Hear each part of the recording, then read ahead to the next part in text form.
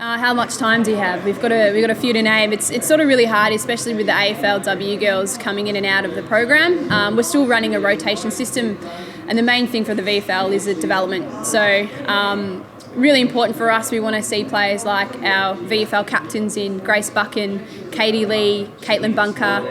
We've got an Irish girl, Ashley Curley, who's coming into the program and developing really well. Young Nick Hales is also playing well for us down back. I think for those VFL girls, it's really important for them to be exposed to finals footy. But in terms of AFL girls, I wish I could tell you who's in and who's out, because I only get told the week before as well. I think Mark Pitney, he's a barometer for us, so to speak. So being a good link between the Box Hill and the Hawthorn guys, he's a strong contributor. James Cousins, another one.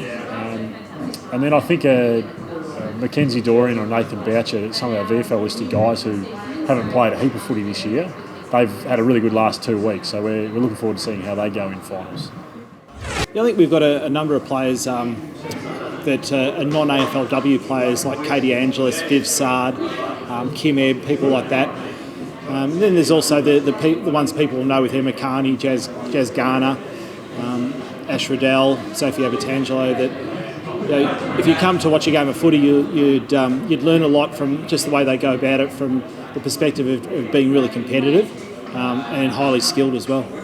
All 23 that we put out, so we trust them all implicitly. But a guy I've got big raps on is Jack Henderson. He's kind of our Mr. Fix-It, so he plays forward, can play in the midfield and can play backline, and he does them all really well. So he's a 19-year-old kid that the world's his oyster, and it's a real good opportunity for him to put himself personally in front of some AFL clubs, but also for us, we just love what he does. Obviously, we've got Geordie Lyle, who's just come off another Frosty Miller medal, which is really pleasing and a great acknowledgement for him. Blairy, I think, is just Jared Blair's. Obviously, got a lot of finals experience, played in an AFL Premiership. He started to come into his own this last month. Cal Searle and Harvey Hooper are two emerging guys that have, really shown this season that they've developed really well, and I think they could have massive final series as well. We've got a lot of players in really good form at the moment. Nick Rodder's a really exciting key position forward. Jalen Thorpe's his little offsider, really dynamic. And then we've got a really strong midfield in Liam Hunt and Mitch Hibberd leading the way.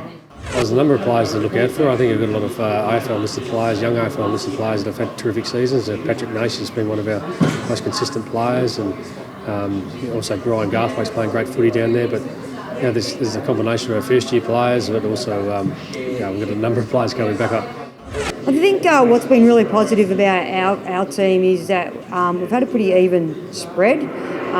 Having said that, we've had some good contributions lately from Kate Shearlaw, Caitlin Pariza, who we just elevated to our AFLW list the other day, to be pretty impressive. And exciting to see, Jess Segenary played her first game with us last week, so excited to see how she pulls up, and especially down at Vic Park with a bit more space, her and Kate McCarthy can get going. But we've had Clara Fitzpatrick, who's an Irish girl and went back to Ireland for 5 weeks, who's just come back, so we're pretty keen to see how she goes in defence.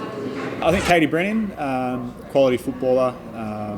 Really looking forward to see her out on an Adcon Stadium.